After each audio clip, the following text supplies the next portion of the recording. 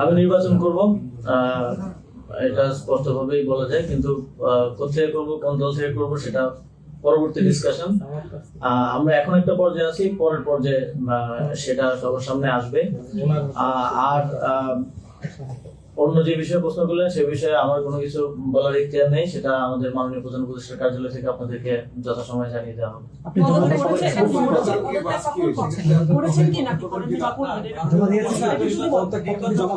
এ বিষয়ে আমার কোনো কিছু বলার অনুমতি নেই, এটা মাননীয় প্রধান উপদেষ্টার দপ্তর থেকে আপনাদেরকে জানিয়ে দেওয়া হবে। মাননীয় প্রধান উপদেষ্টার প্রেস উইং থেকে আপনাদেরকে জানিয়ে দেওয়া হবে। নির্বাচন কমিশন থেকে বলা হয়েছে উপদেষ্টা পদে থেকে নির্বাচন করার সুযোগ নেই।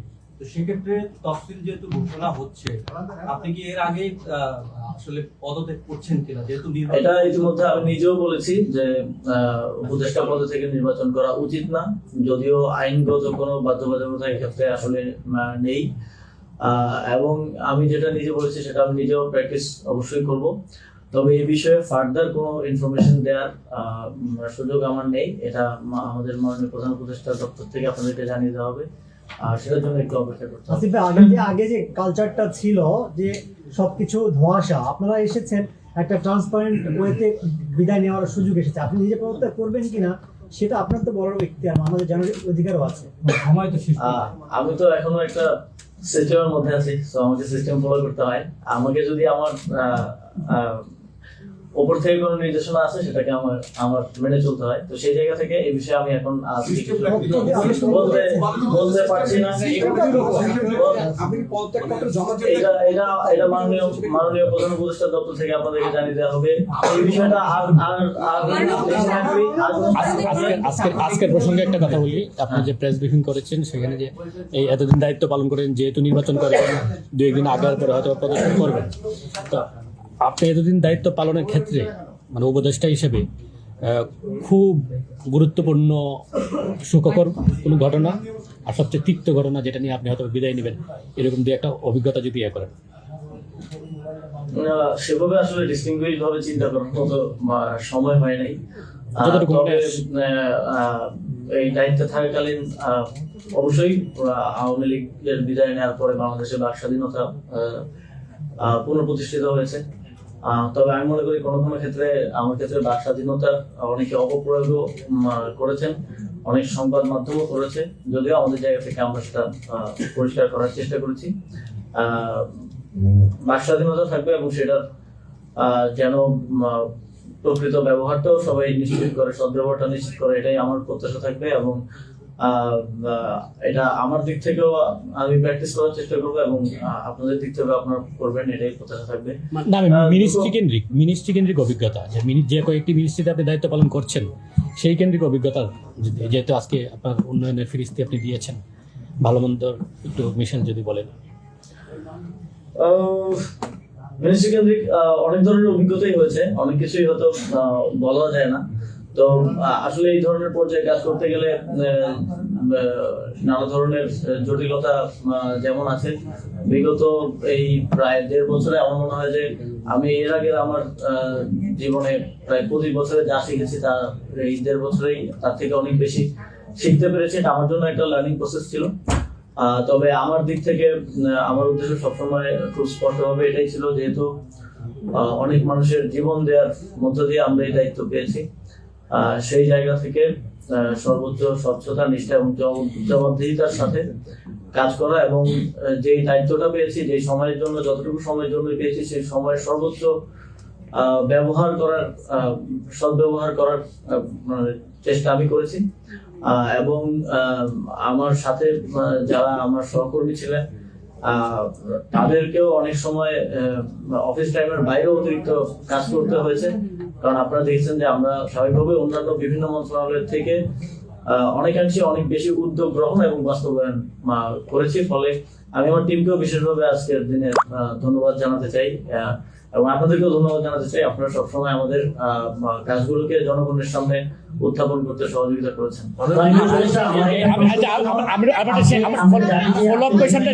ধারণ করে একটি দল গঠন করা হয়েছে, এনসিপি। দল গঠন করার আগে যখন জুলাইতে আন্দোলনে আপনারা সবাই একসাথে ছিলেন, আপনি পদত্যাগ করবেন, আজকে না হয় কাল সেটা আমরা হয়তো জানবো। আপনি আজকে নির্বাচনের ঘোষণা দিয়েছেন, এই যে যাদের সাথে আপনি একসাথে আন্দোলনে ছিলেন, স্বৈরাচার বিদায় করেছেন, আপনি পদত্যাগ করে কি ওই দলের সাথে কি আপনি নির্বাচন করবেন অথবা অন্য কোনো দলের সাথে হয়ে করবেন? এই বিষয়টা আসলে তো ভরসা রাখার প্রয়োজন কেন মনে করছেন? অথবা আপনি এনসিপির সাথে নির্বাচন করবেন, সেটা ঘোষণাতে মানে বিষয় স্পষ্ট করবেন কিনা? ধোয়াশা রাখছি না এ বিষয়ে, আসলে সত্যিকার অর্থেই কোনো সিদ্ধান্ত হয়নি এখনো। আর এ বিষয়ে যদি চূড়ান্ত সিদ্ধান্ত হয় তাহলে আপনারা সবাই জানতে পারবেন। এবং যে দলের কথা বললেন, অবশ্যই যারা গণঅভ্যুত্থানে আমার সহযোগিতা ছিলেন তারাই সেই দলটা করেছে। তবে আমি আরো অনেক আগেই বলেছি যে এটা ধরে নেওয়া ঠিক হবে না যে আমি সেই দলেই মানে যুক্ত হবো বা অংশগ্রহণ করবো। তবে আশা করি আগামী কয়েকদিনের মধ্যে সবকিছু মাননীয় পরিষ্কার হয়ে উপদেষ্টা, যাবে। আপনার ওই একটা আমরা যেটা জেনেছি যে আপনি বিএনপি থেকে নির্বাচন করবেন এবং ধানমন্ডি থেকে, এটার সত্যতা কতটুকু? আমার জানার মতে বিএনপি ধানমন্ডিতে নমিনেশন দিয়েছে। এই ধরনের স্পেকুলেশন, অনেক ধরনের স্পেকুলেশন হয়েছে। আই থিঙ্ক যে আপনাদের জায়গা থেকে বস্তুনিষ্ঠ তথ্যের প্রতি আসলে মনোযোগটা দেওয়া উচিত। মাননীয় উপদেষ্টা, আপনি জবাবদিহিতার কথা বলছিলেন, আপনি আপনার টিমের কথা বলছিলেন, আপনার টিমে নিশ্চয়ই আপনার এপিএসও থাকবে।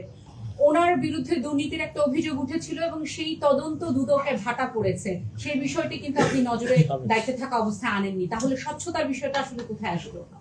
আমার সোশ্যাল মিডিয়ায় আমি পোস্ট করে জানিয়েছিলাম সে সময় যে দুদককে আমি অনুরোধ করেছিলাম এই বিষয়টি তদন্ত করার জন্য, এবং এটা আপনারাও কভার করেছিলেন। যখন এই বিষয়ে অভিযোগ আসে আমার জায়গা থেকে আমি সর্বোচ্চ আমার এই কনফিডেন্সটা ছিল যে আমি কাউকে এ ধরনের কোনো কিছু করার সুযোগ দেইনি এবং আমার টিমের কেউ এ ধরনের কোনো কিছুর সাথে জড়িত নয়। সে কারণে আমি নিজেই দুদকে যোগাযোগ করে তাদেরকে অনুরোধ করে এই বিষয়ে অধিকতর অনুসন্ধান করার জন্য।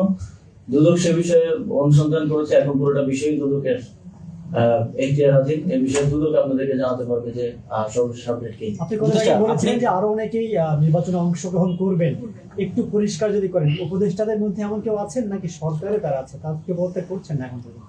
আমি আসলে অন্য কারোর পক্ষ থেকে কিছু বলার মতো অবস্থানে নেই। জাস্ট 2 দিনের মধ্যে সবকিছু পরিষ্কার হয়ে যাবে। মাননীয় উপদেষ্টা, আপনি উন্নয়ন নিয়ে কথা বলেছেন, আমি একটা কথা বলতে, আপনি বরিশাল এলাকায় একটা উন্নয়ন ব্রিজ উদ্বোধনে অনলাইনে যুক্ত করার কথা, ব্রিজটার নাম ছিল আপনি উদ্বোধনের জন্য 36 জুলাই নামকরণ করার একটা প্রস্তাব ছিল। এই উদ্বোধন নিয়ে একটা অপ্রীতিকর ঘটনা ঘটছিল এবং এই জুলাইটার নামটা কেন চেঞ্জ করা হলো এবং অপ্রীতিকর ঘটনার জন্য আপনি কাদেরকে দায়ী করছেন? ওই ব্রিজের আগের যে নামকরণ করা হয়েছিল বা নামকরণের যে ফলকটা ছিল, আই থিঙ্ক যেটা ভিত্তিপ্রস্তর স্থাপনের সময়, সেই ফলকের একটা ছবি আমি পেয়েছি। সেই ছবিতে আমি দেখলাম যে নিয়ম বহির্ভূত ভাবে সরকারের একজন তখন সম্ভবত রানিং কর্মকর্তা ছিল, তিনি সেটা তার চাকরি বিধি অনুযায়ী পারেন না তার নিজের নামে কোনো সরকারি স্থাপনা উদ্বোধন করতে। তিনি নিজের নামে সেটা উদ্বোধন করেছিলেন এবং তিনি সেই ব্রিজের নামকরণও তিনি নিজে করেছিলেন এবং নাম ফলকে লেখা ছিল যে তার উদ্যোগে ব্রিজটা হয়েছে। এবং সরকারি কর্মকর্তা, এটা খুবই হাস্যকর বিষয়। আপনারা যারা সচিবালয় ব্রিজ কভার করেন, এটা হওয়ার কথা না।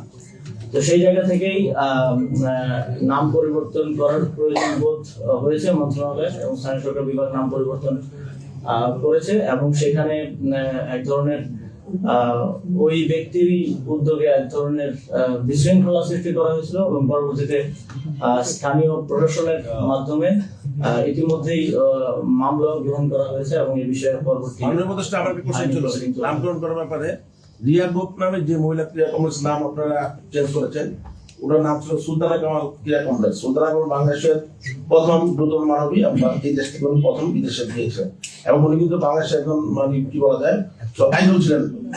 বিয়ে হয়েছে অনেক পরে 75 এসে বিয়ে হয়েছে, কিন্তু 71 আগে থেকে কিন্তু ঢাকা অনেক বড় ছিলেন। তার নামটা কিভাবে কেন পরিবর্তন করার মানে কি যৌক্তিকতা ছিল? আমরা আমাদের গণঅভ্যুত্থানের শহীদ, আপনারা জানেন যে রিয়া গোপ, তিনি সনাতন ধর্মী এবং একটা ছোট বাচ্চা নারায়ণগঞ্জে শহীদ হয়েছেন। তাকে স্মরণীয় করে রাখার জন্য ওই ক্রীড়া স্থাপনার নামকরণ করেছি।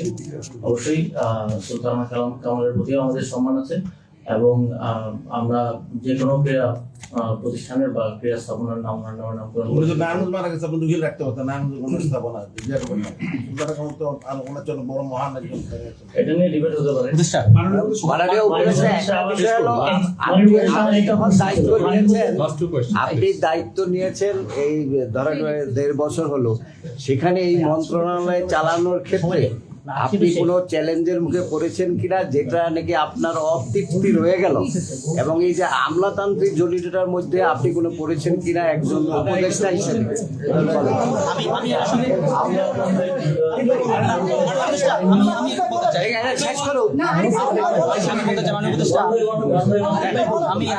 উপদেষ্টা সাহেব, আমার একটা প্রশ্ন ছিল, আপনি বিপ্লবের একজন উপদেষ্টা হিসেবে